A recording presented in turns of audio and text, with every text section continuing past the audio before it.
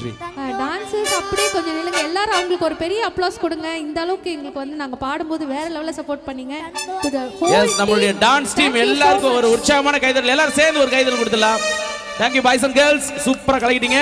S, நிகழ்ச்சி நிறைவு பகுதிக்கு வந்தாச்சு. நம்ம ஆல்ரெடி சொன்ன மாதிரி அந்த கருப்பண்ணசாமி எல்லையப்ப சாமியின் காட்சியோடு காணமான அந்த இடி முழங்கும் சத்தத்தோடு அந்த பாடலை இதோ நம்மளுடைய சரிகம புகழ் நம்முடைய யோகஸ்ரீ அவருடைய குரல்